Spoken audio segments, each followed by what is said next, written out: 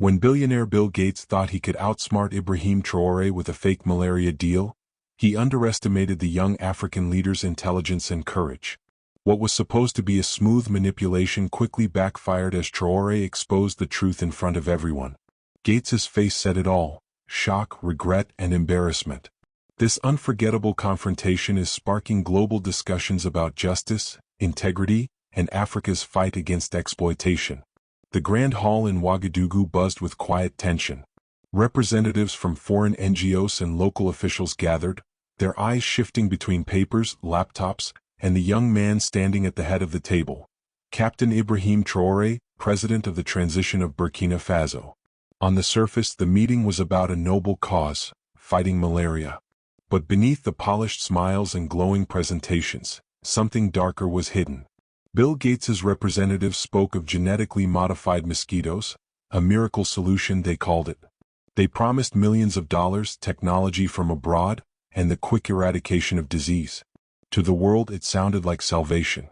But to Traoré something didn't add up. The fine print spoke louder than the promises.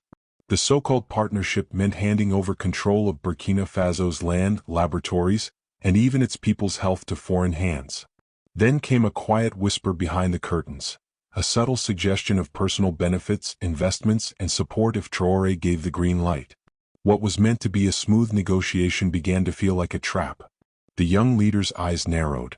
The mask of charity was slipping and the truth was about to show. 4 hours, presentations rolled on. Charts of malaria rates, maps of villages, and statistics that seemed overwhelming. The foreigners painted a picture of urgency. Act now or thousands more will die.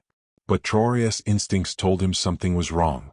Why were they so eager to rush the deal? Why was control of Ouagadougou's health data, its soil, and even its mosquito populations written into foreign contracts? As he flipped through the documents, one line stood out: all experimental rights retained by the funding institution. His chest tightened. It wasn't just about malaria, it was about ownership. Later that evening, Traoré sat with his closest advisors. Moussa, his trusted guard, spoke softly. Excellency, their solution looks like a gift, but gifts with strings are chains. Once tied, we will never break free. Traoré leaned back, thinking of his people. Farmers, children, mothers, who had already carried the weight of centuries of exploitation. Could he allow another deception dressed as charity? No. Something inside him burned. He would not bow. He decided the truth would be revealed and revealed publicly. The next morning, the meeting resumed. Cameras rolled, journalists scribbled notes, and the hall filled with expectant eyes. Bill Gates himself was present this time, confident, calm, and certain of victory. His team laid out the final offer: $500 million in funding, a promise to make Burkina Faso a model for Africa. Applause filled the room from some corners. But Traoré remained still, his hands clasped. Finally he stood. His voice was calm but sharp enough to slice through the polished words. We are not here to sell our land. We are not here to give away our sovereignty. Burkina Faso is not an experimental laboratory. Our people are not guinea pigs. The room froze. Gates blinked, his smile stiffening. Cameras zoomed in on his face, shock, unease, and the faint tremor of embarrassment. Traoré lifted the contract high for all to see. You call this a fight against malaria. I call it what it is: exploitation. Gasps echoed across the hall. The smooth deal had cracked wide open, and the world was about to witness every fracture. Reporters froze mid-scribble, unsure if they had heard correctly. Officials shifted uncomfortably, afraid to meet each other's eyes. Bill Gates leaned forward, forcing a smile. Captain Traoré, perhaps there's been a misunderstanding. This is about saving lives, not exploitation. But Traoré's eyes didn't waver. His voice cut like steel. If it were about saving lives, why do the contracts give foreign companies control over our soil, our labs, and even our health data? Why are the benefits written in gold for outsiders while my people are left with risks and silence? Murmurs rippled across the hall. Journalists leaned closer, cameras zooming in. Gates's polished mask began to crack. His fingers tapped the table nervously. Moussa, the guard, stood at the edge of the room. He could feel it. The air was thick, the tide shifting. For the first time, the billionaire seemed small, cornered by the truth he thought no one would dare speak aloud. And Traoré wasn't finished. He lifted a stack of documents from the table, his tone calm but firm. "This clause," he read aloud, "states that all genetically modified samples remain the property of the funding institution. This other clause hands exclusive research rights abroad. Tell me, is this a fight against malaria or a theft of sovereignty?" Gasps echoed. Cameras flashed wildly. Some officials covered their faces with their hands. Gates shifted uneasily in his seat, his jaw tight. His usual calm confidence seemed shaken, replaced with the raw weight of being exposed in front of millions. Traoré dropped the papers back onto the table. The sound cracked through the room. "Our people will not be lab rats. Burkina Faso will not be bought." The journalists couldn't contain themselves. Questions flew, voices clashed, and every lens was locked on Gates's stiff, pale face. Moussa watched as history unfolded before him. For years, Africa's leaders had bowed their heads in these halls. Today one stood tall and the whole world was watching. Bill Gates raised his hand, trying to calm the storm. "Let us be reasonable. These projects have global support. You risk isolating your country." But his words were drowned out by Traoré's reply. "Burkina Faso would rather stand alone with dignity than kneel with shame. If you truly wish to help, come with respect, not chains disguised as charity." The audience erupted. Some clapped, others shouted in agreement. The press captured every flicker of emotion on Gates's face. The tight lips, the shifting eyes, the rare glimpse of a man unprepared for resistance. It wasn't just about contracts anymore. It was about power, who held it and who refused to surrender it. Outside the hall, crowds had already begun to gather, waiting for news. When the first clips hit the internet, phones buzzed across the continent. Messages flew. Traoré stood up to Gates. "Africa is not for sale." In that moment, the fake deal had crumbled. But the battle that would follow, political, economic, and personal, was only just beginning. Within hours, the confrontation exploded across international media. Clips of Traoré holding up the contract spread like wildfire. Headlines screamed, "African leader confronts Gates over fake malaria deal," and "Traoré defends sovereignty in heated exchange." In Ouagadougou, crowds poured into the streets. Young men painted murals of lions on city walls with the words, "Africa is not for sale." Mothers carrying babies whispered prayers of gratitude, saying, "At last, someone speaks for us." Meanwhile, inside luxury offices in Washington, London, and Geneva, the mood was sour. Advisors scrambled to manage the damage, releasing carefully worded statements about Gates's commitment to health and dismissing Traoré's accusations as misunderstandings. But the video clips told a different story. Gates's face, stiff, uneasy, struggling, was now a global symbol of embarrassment. Traoré, however, did not celebrate. He sat quietly with his advisors that evening, listening more than speaking. Finally he said, "This is not about humiliation. It is about dignity. We must show the world that integrity cannot be bought. Not today, not ever." The fight had left the hall. Now it was on every screen. The following day, a private meeting was requested. Gates's representatives tried to pressure Burkina Faso's officials, warning of aid cuts, travel bans, and diplomatic isolation. But Traoré's reply was firm and unshaken. "If aid comes with chains, it is not aid, it is slavery. And Burkina Faso will not wear chains." The room fell silent. The foreign delegates exchanged uneasy glances. They had dealt with leaders who bowed easily, but this young captain was different. He spoke with the conviction of a man who feared nothing but betrayal of his people. Outside the palace, ordinary citizens waited anxiously. Rumors of sanctions and punishment circulated, but so did songs of resistance. Women selling mangoes in the market sang softly, "Better poor with honor than rich in shame." That night, Traoré walked through the streets quietly with only Moussa beside him. The people recognized him and rushed forward, some kneeling, some weeping, all saying the same words, "Thank you for protecting us." Moussa whispered, "They would rather go hungry than be sold." And Traoré knew then the people's courage was stronger than any threat. By the third day, the confrontation had become the talk of the world. African youths on social media hailed Traoré as a hero, posting, "This is the Africa we dream of." Hashtags like #Traorethelian and #AfricaNotForSale trended worldwide. But in Western capitals, panic grew. Analysts debated on television whether Burkina Faso had just set a dangerous precedent, one that might inspire other nations to reject similar deals. Gates remained unusually silent. His advisors worked overtime to repair his image, but the viral footage of his stiff face during the confrontation overshadowed every press release. The world had already decided what it had seen: a billionaire caught off guard by a young African leader's courage. In Ouagadougou, schools held special assemblies. Teachers told children about what had happened, not as politics but as history in the making. Young boys shouted, "We will be lions too." Girls raised their hands and said, "We will protect our land." Musa, standing guard at the palace gates, felt tears in his eyes. This was no longer just about one deal. It was about the soul of Africa, and everyone could feel it. By the fourth day, the backlash had arrived. International organizations released statements criticizing Burkina Faso's reckless decision. Threats of suspended aid began circulating in diplomatic corridors. On television, analysts warned that Traoré was isolating his country. Some even suggested that foreign investors might pull out entirely. Inside the palace, advisors debated fiercely.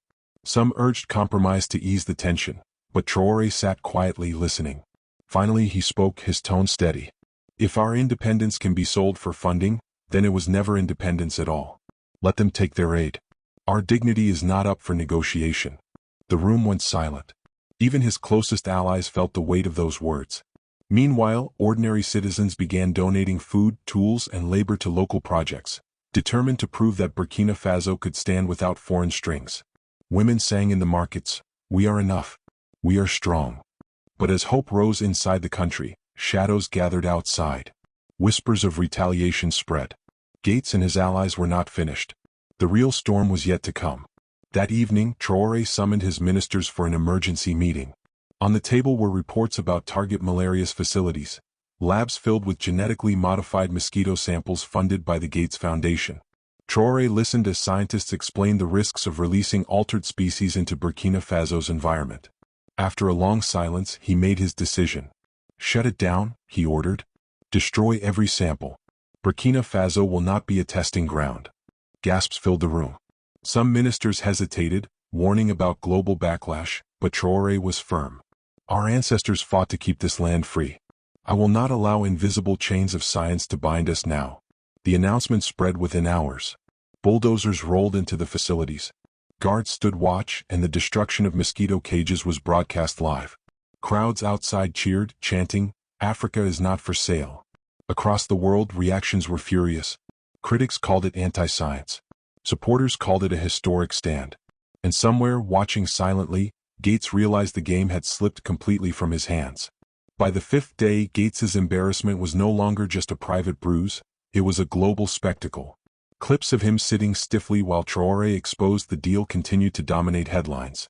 Memes flooded social media, side-by-side images of a lion standing tall and a billionaire shrinking in his chair. In Africa, young leaders from other nations began voicing support. Some called Traoré's stance the spark of a new Africa. Universities held debates about sovereignty. Churches and mosques prayed for Burkina Faso's courage. Inside the palace, Musa watched his president from a distance. He saw the exhaustion in Traoré's eyes, but also the fire that refused to dim. That night, Traoré addressed his people directly on national TV. His words were calm, but his gaze carried steel. "This week has shown us one truth. Dignity cannot be imported and freedom cannot be donated. We either guard it ourselves or we lose it forever." The broadcast ended, leaving many in tears. Burkina Faso had chosen the harder road, but it was theirs and the whole world was still watching. By the sixth day, pressure turned into open retaliation. International banks quietly froze transactions linked to Burkina Faso. Certain aid shipments were delayed. Rumors spread of sanctions being prepared. Inside the palace, ministers panicked. Some urged Traoré to reconsider, to reopen negotiations with Gates's foundation, if only to ease the tension. But Traoré sat in silence, then spoke calmly. "If freedom can be bought with food, then it is slavery disguised as aid. Let them keep it. We will eat from our soil and drink from our rivers. Even if it is bitter, dignity is sweeter." At the same time, thousands marched in the streets of Ouagadougou. Farmers carried baskets of millet and corn to the palace gates, chanting, "We will feed ourselves." Mothers brought water in clay pots, symbolizing resilience. On international TV, commentators sneered, calling it stubbornness. But Africans across the continent saw something different: courage. Bill Gates, watching from afar, remained silent. His advisors urged him to speak, but he knew one wrong word would deepen the humiliation. That night, Traoré gathered his closest circle. Maps, reports, and intelligence lay scattered on the table. Advisors warned of foreign agents trying to stir unrest. Musa, ever loyal, stood at the door but listened closely. He could feel the heaviness in the air. "Excellency," one minister said, "they will not forgive this. They will try to destabilize you, perhaps even worse." Traoré leaned forward, his voice steady. "Then let them try. They think Africa is asleep, but we are awake now, and one spark can light 1,000 fires." Meanwhile, outside the palace walls, ordinary people lit candles in their homes. Whole neighborhoods sang hymns of resistance. Children repeated the phrase they had heard from their leader, "Africa is not for sale." The world was watching closely. Some expected Traoré to fold under the pressure. Others feared the worst, an attempt to silence him permanently. But Traoré had already made his choice. He was ready to bear the storm no matter how fierce. On the 7th day, the capital awoke to an extraordinary sight. Tens of thousands of citizens filled the central square, waving flags, singing songs, and shouting, "Traoré is our voice. We stand with dignity." The crowd was so vast it shook the city with its chants. Farmers, teachers, soldiers, and children all stood shoulder to shoulder. Traoré appeared on the balcony of the palace. He raised his hand and silence fell. His words carried like thunder. "They thought Burkina Faso would kneel. But today I see a nation standing taller than ever before. They thought money could buy us, but our souls are not for sale." He pointed toward the crowd, his voice breaking with emotion. "Look at yourselves. This is the wealth of our nation, not their contracts, not their promises. You are the treasure, and I will protect you with my life." The square erupted in tears and cheers. Mothers lifted their children high, soldiers saluted, and even old men wept openly. In that moment it wasn't just Traoré who roared, it was the whole of Burkina Faso. The roar of Burkina Faso's people echoed far beyond its borders. Videos of Traoré's speech flooded social media. In Nigeria, Ghana, and Senegal, students marched with signs that read, "Africa is awake." In Europe, debates erupted in parliaments about whether foreign NGOs had gone too far. For Gates, the humiliation deepened. Major news outlets replayed the clip of his uneasy face as Traoré tore apart the contract. Commentators described it as the moment power slipped. Memes spread faster than his foundation's press releases. Inside the palace, Traoré gathered his ministers. The pressure of sanctions loomed, but his voice carried calm strength. "Let them punish us. Every punishment will prove to the world that they never came with kindness, and every sacrifice will become proof of our strength." Musa, his guard, felt his chest tighten with pride. He realized this was more than politics. It was history being written not by money but by courage. That night, families across Burkina Faso lit candles and prayed together. Mothers whispered to their children, "Remember this week. One day you will tell it to your own children." The nation's soul had changed forever. On the final day of that week, Traoré returned to the same hall where the fake deal had first been presented. This time the atmosphere was entirely different. There were no foreign delegates, no shiny presentations, just citizens, soldiers, and elders of the land. He stood before them, dressed simply, his words carrying the weight of the people's struggle. "We have been told that we are weak, that we cannot survive without the hand of the foreigner. But this week you have shown me that our strength is greater than their gold. You are the heartbeat of this land. And as long as I breathe, no one will sell you." The crowd erupted, but many wept openly. Old men raised trembling fists. Women held their babies high, as if blessing them with dignity. Even hardened soldiers wiped their eyes. Traoré's voice softened as he ended. "A lion does not ask permission to roar. And Burkina Faso is a lion." At that moment, the young leader wasn't just speaking to his nation, he was speaking to the entire world. And the world was listening. By week's end, the decision was sealed. The target Malaria project was dismantled, the samples destroyed, and Burkina Faso had made its stand. But the true victory wasn't in what was destroyed, it was in what was born. Across Africa, conversations changed, leaders were questioned, youth were inspired, and the idea of sovereignty became more than a dream. Musa, watching from the palace gates, felt tears stream down his cheeks. He thought of his children and whispered, "You will grow up in a land that refused to bow." As for Gates, the confrontation left a permanent mark. No speech, no donation, no statement could erase the image of a billionaire outsmarted by a soldier with nothing but courage and truth. The story of that week would echo for generations. How a young African leader faced the weight of the world and chose dignity over submission. And now, dear viewers, if this story moved you, if it made your heart beat faster, if it brought tears to your eyes, Don't just watch in silence. Like this video to show your support. Subscribe to join a family that believes in truth and courage. Comment below, I stand with dignity. Let's fill the comments with strength, with pride, and with the roar of lions that cannot be tamed.